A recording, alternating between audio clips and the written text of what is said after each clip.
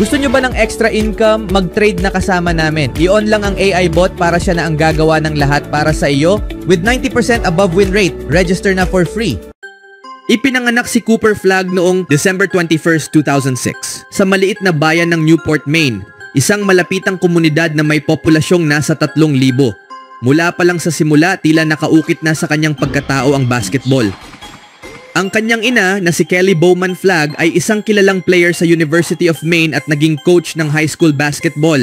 Ang kanyang ama na si Ralph Flagg ay may karanasan din sa basketball matapos maglaro sa community college. May dalawa siyang kapatid, si Hunter, ang panganay, at si Ace, ang kanyang fraternal twin. Lumaki silang magkakapatid sa isang tahanang hindi lang basta larong pampalipas oras ang basketball, isa itong paraan ng pamumuhay. Tapat silang taga-suporta ng Boston Celtics at lumaki si Cooper na pinapanood ang mga lumang video ng Celtics tuwing mahabang biyahe papunta sa mga AAU tournaments kung saan natutunan niya ang pundasyon at puso ng laro. Mula pagkabata, ipinakita na ni Cooper ang kakaibang liksi at tangkad. Pagsapit ng ika-6 na baitang, higit 6 na talampakan na siya ang taas. Sa ika-7 baitang, kaya na niyang mag-dunk sa regulation hoop. Ngunit hindi lang pisikal na biyaya ang nagbukod sa kanya, kundi ang kanyang sigasig, determinasyon at walang sawang paghahangad na humusay. Ang katangiang ito ay nahubog hindi lang sa court kundi pati na rin sa bukirin ng Thunder Road Farm sa Corina, Maine. 11 taong gulang pa lamang si Cooper nang magsimulang magtrabaho doon, pumipitas ng mga gisantes kapalit ng $1 kada libra at nakikipag-unahan sa mga kapatid kung sino ang makakabuo ng lalagyan ng mas mabilis. Mabigat ang trabaho pero dito niya natutunan ng focus, tiyaga at kababaang loob, mga halagang umani rin ng bunga sa kanyang laro. Nagsimula ang kanyang high school journey sa Nokomis Regional High School kung saan agad siyang sumikat sa buong bansa bilang freshman. Nag-averaged siya ng 20 puntos, 10 rebounds at higit sa 6 na assist bawat laro. Ngunit ang tunay na nagpaangat sa kanya ay ang kanyang kakaibang depensang instincts. Halos 4 na steals at 4 na blocks bawat laro. Pinangunahan niya ang Nokomis sa kauna-unahang Class A State Championship nito na may makapangyarihang 22 puntos at 16 na rebounds sa final. Siya ang unang freshman na nanalo bilang Gatorade Maine Boys Basketball Player of the Year at agad na nakita ng lahat na si Cooper Flagg ay isang henerasyong talento.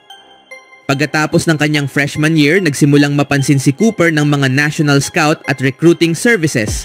Pumila ang mga college coaches, alam nilang hindi lang siya lokal na star, kundi isang player na may kakayahang baguhin ang kinabukasan ng basketball. Nanatiling nakatapak sa lupa si Cooper sa kabila ng atensyon. Patuloy siyang nagsanay, pinahusay ang shooting mechanics, footwork at nag-aral ng film. Nanatili rin siyang mapagpakumbaba, pumapasok sa klase tulad ng karaniwang estudyante at tinutulungan ang mas batang player sa komunidad. Lumipat si Cooper sa Montverde Academy sa Florida upang harapin ang mas matinding kompetisyon at mas malawak na exposure. Kilala ang Montverde bilang isang powerhouse sa high school basketball na nagluwal ng mga NBA star tulad ni Ben Simmons, Joel Embiid at Cade Cunningham. Dito, araw-araw siyang nakakaharap ng elite talents at patuloy na umunlad ang kanyang laro. Hindi na siya ang pinakamalakas sa maliit na lawa. Ngayon, araw-araw siyang humaharap sa mga magiging NBA players. Sa Nike EYBL Peach Jam, ang kanyang stats ay kahindik-hindik. 25 puntos, 13 rebounds, halos 6 na assists, at halos 7 blocks bawat laro. Kumpleto siya, athleticism, court vision, at basketball IQ. Off the court, naging modelo rin siya ng pamumuno at disiplina. Hindi man siya ang pinakamaingay sa grupo, siya ang pinakaseryoso at pinakapursigido. Tumulong siya sa mga ka-teammates, sumali sa mga school activities, at pinanatili ang magandang academic standing. Hindi lang siya basta basketball star in the making, kundi isang uri ng player na pwedeng pagbatayan ng isang NBA franchise.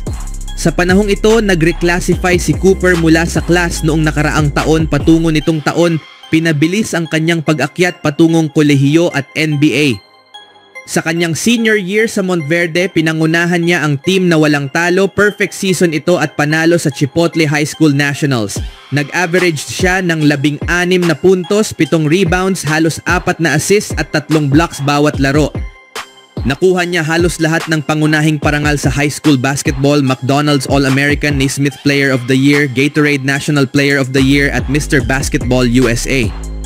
Sa edad na 15 taon, kinatawan niya ang USA Under-17 team sa FIBA World Cup at tumulong para makamit ang gintong medalya. Nag-average siya ng 9 puntos, 10 rebounds at halos 3 blocks, kabilang ang isang malahayop na performance sa final laban sa Spain. 17 rebounds, 8 steals at 4 blocks. Dahil dito, pinarangalan siyang USA Basketball Male Athlete of the Year, pinakabatang nakatanggap ng naturang parangal. Nang matapos ang kanyang high school career, maraming kolehiyo ang nag-offer sa kanya. Pumili siya ng Duke University, isa sa pinaka-prestihiyosong basketball program sa NCAA. Nayanig ang mundo ng basketball sa desisyong iyon. Si Cooper Flagg ay hindi lang top recruit, isa siyang makasaysayang player.